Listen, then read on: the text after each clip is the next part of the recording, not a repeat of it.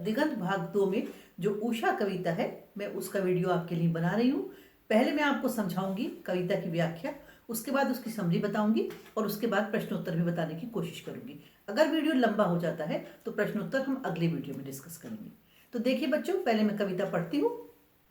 प्रात नभ था बहुत नीला शंख जैसे, भोर का नभ राख से लीपा हुआ चौका अभी गीला पड़ा है। बहुत काली सिल जरा से लाल केसर से जैसे धुल गई हो, स्लेट पर या लाल खड़िया चौक मल दी हो किसी ने, नील जल में या किसी की गौर झिलमिल दे जैसे हिल रही हो, और जादू टूटता है उस उषा का अब सूर्य उदय हो रहा है। शमशेर बहादुर सिंह जी की कविता है ये, जिसमें उन्होंने आकाश का वर्णन किया है, सूरज निकलने के उस अवस्था का वर्णन किया है जब एक एक तारा खोने लगता है, आसमान बहुत गहरा काला नजर आने लगता है, यानी चारों तरफ अंधकार हो जाता है और तारे लुप्त होने के साथ साथ कहीं से हमारा सूरज उगने लगता है और सारा जो वातावरण है वो पल पल बदलता रहता है। इसी को उन्होंने यहाँ पर बताया है। तो देखिए कविता की एक लाइन, उसके साथ उसका अर्थ। प्रात नभता बहुत नीला शंख जैसे। शंख यहाँ पर कहने से कवि उसको पवित्रता की तरह बताना चाहते हैं। कहते हैं जो प्रातःकाल का आकाश है, जो भोर का नभ है, वो शंख के समान पवित्र लगता है और वो थोड़ा सा अधिक काला भी लगने लगता है। कवि ने बहुत सारी उपमाएं देकर हमें उस समय के स्थिति को, उस समय के वातावरण को समझाने का प्रयास किया है। उन्होंने बहुत ही सुंदर और नई नई उपमाएं दी हैं, जिससे हमें गांव से भी जोड़ने की कोशिश की है। भोर का नभ राख से लीपा हुआ चौका अभी गीला पड़ा है। कवि को लगता है कि प्रातःकाल का जो नभ है वो शंख के समान पवित्र होता है और कभी उनको ऐसा लगता है जैसे चौके को राख से लीपा गया हो और जो पूरी तरह से सूखा ना हो, गीला गीला सा पड़ा हो। तात्पर्य इस प्रकार से कवि ये कहना चाहते हैं कि जब सूरज निकलता है तब उसकी जो प्रकाश है, उसकी जो रोशनी है, उसकी जो किरणें हैं वो एक साथ सब तरफ नहीं पड़ती, लेकिन जैसे जैसे वो पड़ती हैं वैसे वैसे आकाश का रूप रंग बदलता रहता है। तो कभी को लगता है शंख के समान पवित्र है और कभी कभी को लगता है जैसे राख से लिपा हुआ चौका है। बहुत काली सिल जरा से लाल केसर से जैसे धुल गई हो। काली सिल बट्टा यानी कि जो पीसने वाली सिल है, जिसपे मसाला कूटते पीसते हैं। तो कवि को लगता है जैसे बहुत सा काली सिल को थोड़ा सा केसर डालकर धोया गया हो या केसर को उस पर पीसा गया हो। स्लेट पर लाल खड़िया चौक मल दी हो किसी ने। ये अगली उपमा देते हैं कवि कि उनको लगता है जैसे बच्चों की जो स्लेट होती है उस पर किसी ने खड़िया चौक मल दिया गया हो। खड़िया चौक जिससे कि लिखते हैं और लिखने के साथ साथ उसको साफ भी करते हैं, रब भी करते हैं। तो कवि ने भी यही बताया है कि कभी उनको आसमान ऐसा लगता है जैसे लाल खड़िया चौक से लिखा गया हो और लिखने के बाद पूरी तरह से वो साफ ना हो। इस तरह से कह रहे हैं कवि कि जब सूरज निकलता है तो उसकी जो लाली है वो धीरे धीरे बढ़ती है और बढ़ने के साथ साथ जो सारा हमारा एटमॉस्फेयर है, जो हमारा वातावरण है, जो हमारा सारा दृश्य है, परिदृश्य है, वो पल पल अपने रंग रूप बदलता रहता है। आगे की उपमा देखिए। नील जल में किसी की गौर झिलमिल दे कि जैसे हिल रही हो और जादू टूटता है इस उषा का अब सूर्य उदय हो रहा है। और कभी कभी को ऐसा लगता है जैसे नीले जल में किसी का गोरा शरीर झिलमिला रहा हो। कवि की कल्पना इस प्रकार से है कि जब सूरज निकलता है और सूरज की किरणें पानी पर पड़ती हैं तो वहां पर एक चमक उत्पन्न होती है। जो किरणें निकलती हैं वो भी पल पल बदलती सी लगती हैं, इसलिए कवि ने कहा है कि किसी का गोरा शरीर झिलमिला रहा हो, क्योंकि वो एक सा नहीं पड़ता। तो ये सब जादू जैसा एटमॉस्फेयर, जादू जैसा माहौल होता है। सूरज के पूरा निकलते ही गायब हो जाता है, मिट जाता है, दिन निकला नहीं होता है और जो रात की सारी प्रकाश है, तारों का हो या चंद्रमा का हो, वो लुप्त हो जाते हैं। तब हमारा आसमान हमें और गहरा लगने लगता है और उसके बाद जब सूरज निकलता है, उसकी किरणें निकलती हैं तो सब तरफ एक लालिमा सी फैल जाती है, ऑरेंजिश हो जाता है सब। बच्चों, इस चीज को हम खुद भी उठकर देख सकते हैं। आप लोग कई बार बहुत सुबह उठते होंगे पढ़ने के लिए, तो एक दिन और सुबह उठ जाइएगा और आसमान को देखिएगा, आकाश को देखिएगा। ऐसा आप कर लेंगे एक दिन तो आपको खुद लगेगा, क्योंकि जो भी हमारी चीजें होती हैं हम अगर उनका प्रैक्टिकल कहीं से कर सकते हैं तो हमें जरूर करने की कोशिश करनी चाहिए। कोई बात नहीं, हमारा लिटरेचर है तो क्या हुआ, हम इसमें से भी ढूंढते हैं कि किस प्रकार से इन चीजों को हम देख सकते हैं। तो एक दिन सुबह उठ के जरूर आप लोग देखेंगे, ऐसी मैं उम्मीद करती हूँ। मैं कविता का सारांश आपको बताती हूँ। यहाँ पर शमशेर बहादुर सिंह ने इसमें प्रातःकाल का वर्णन किया है। ये प्रातःकाल वो समय है जब सूरज पूरा निकला नहीं है और चंद्रमा और तारे सब खो चुके हैं। तो प्रातःकाल का नभ जो है कवि को लगता है कभी शंख के समान पवित्र है। शंख के समान वो इसलिए उनको लगता है क्योंकि जो सुबह का आकाश है उसमें हल्की सी नमी होती है। कभी उनको लगता है वो राख से लिपा हुआ कोई चौका है जो पूरी तरह से अभी सूखा नहीं है। कभी कभी को ऐसा महसूस होता है जैसे किसी ने लाल केसर से बहुत काली सिल को धोया हो और वो पूरी तरह से साफ ना हुई हो। और कभी कभी को लगता है जैसे काली स्लेट पर किसी ने लाल खड़िया चौक मल दी हो। ये सारा जो वातावरण है आकाश में जादू के समान लगता है। और अगली उपमा कवि ने ये दी है कि उनको लगता है जैसे किसी गहरे पानी में किसी का गोरा शरीर झिलमिला रहा हो।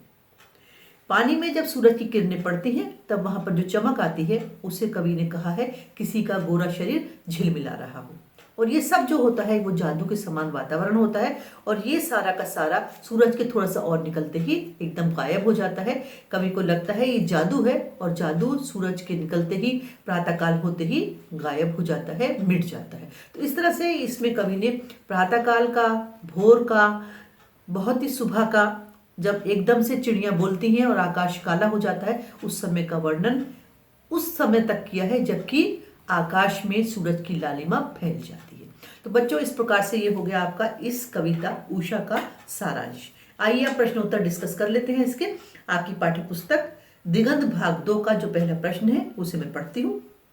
प्रातःकाल का नभ कैसा था? तो देखिए, उत्तर तो आप लोग जानते हैं कि प्रातःकाल का नभ जो है वो पवित्र, उज्जवल और निर्मल होता है। उसका रंग अत्यधिक गहरा या कुछ काला सा हो जाता है। कवि को शंख के समान वो प्रतीत होता है।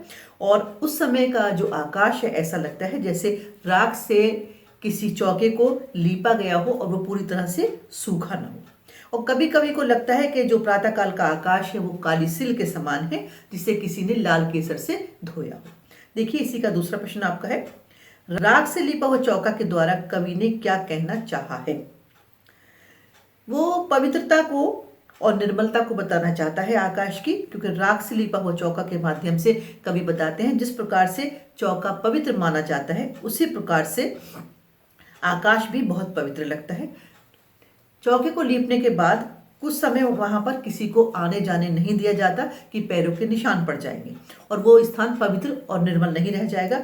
उसी प्रकार जो भोर का आकाश है वो गीलेपन के कारण पवित्र और निर्मल सा दिखाई देता है। बच्चों, इसी का अगला प्रश्न है, बिंब स्पष्ट करें। बहुत काली सिल जरा से लाल केसर से जैसे धुल गई हो। यहां पर दो प्रकार के बिंब दिखाई देते हैं।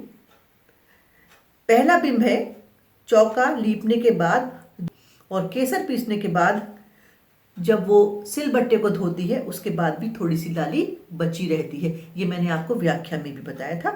दूसरा इसमें बिंब ये है कि समस्त सूर्य के निकलने से लाली चारों तरफ फैल गई है और जो काली सिल है वो जरा से केसर से धो दी गई हो, यानी कि आकाश में थोड़ी थोड़ी लालिमा बाकी है, यानी कि आकाश में लालिमा फैलने लगी है क्योंकि सूरज निकल रहा है। अगला प्रश्न आपका है, उषा का जादू कैसा है? उषा का जादू ऐसा है कि सबको अपनी तरफ देखने के लिए मजबूर कर देता है। आकाश में जो सफेदी है, आकाश में है जो किरणें हैं वो चारों ओर से निकलती हैं और सबको अपनी तरफ आकर्षित कर लेती हैं। सभी उसको देखते रह जाते हैं। यही उषा का जादू है। सवेरे का जो सूरज है वो कितनी भी गर्मी हो अच्छा लगता है। सब उसी की प्रतीक्षा में रहते हैं, सब सवेरा चाहते हैं। कवि का इशारा इसी तरफ है। इसी का अगला प्रश्न, लाल केसर और लाल खड़िया चौक किसके लिए प्रयुक्त है? प्रयुक्त का मतलब प्रयोग किया गया है। तो दोनों ही शब्द जो हैं वो आकाश की लालिमा के लिए प्रयोग किए गए हैं। रात को उन्होंने काली सिल से माना है और रात को उन्होंने एक स्लेट भी माना है जिस पर लाल केसर और लाल खड़िया चौक लगाया गया है। जब सूरज निकलता है तो सारा अंधकार दूर हो जाता है, उसकी लालिमा अंधेरे को खत्म कर देती है। देखिए, आपका प्रश्न नंबर 6 है, व्याख्या करें। जादू टूटता है इस उषा का, अब सूर्य उदय हो रहा है। यानी कि जो सवेरा है, जो भोर का समय है, वो धीरे धीरे कम हो जाता है और जब सूरज निकल आता है तब सूरज के निकलते ही सारा दृश्य बदल जाता है। इसी को उन्होंने जादू टूटना कहा है। इसी का दूसरा हिस्सा है, बहुत काली सिल जरा से लाल केसर से कि जैसे धुल गई हो।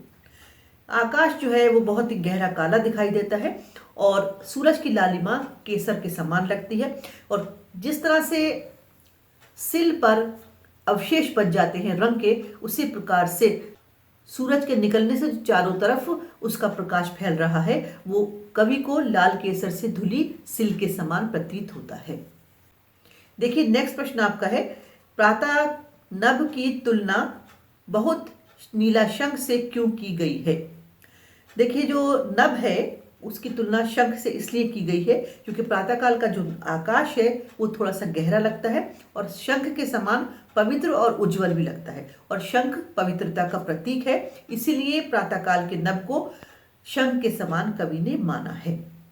अगला प्रश्न है, नील जल में किसी की गौरदे हिल रही है। तो जब सूरज निकल आता है और उसकी किरणें चारों ओर और फैल जाती हैं और किरणों की चमक जब पानी पर पड़ती है तब कवि को लगता है जैसे कोई सुंदरी पानी में है और उसका गोरा गोरा शरीर झिलमिला रहा है। ये जो कवि की उपमाएं हैं वो नई उपमाएं उन्होंने दी हैं, नई तरह से चीज़ों की तुलना की है। ये सारे प्रश्न हो गए आपकी पाठ्य पुस्तक के। मुझे आशा है कि आपको समझ में आए होंगे। चैनल को सब्सक्राइब कर लीजिए, लाइक शेयर करते रहिएगा, मन से पढ़िएगा भी। Thank you.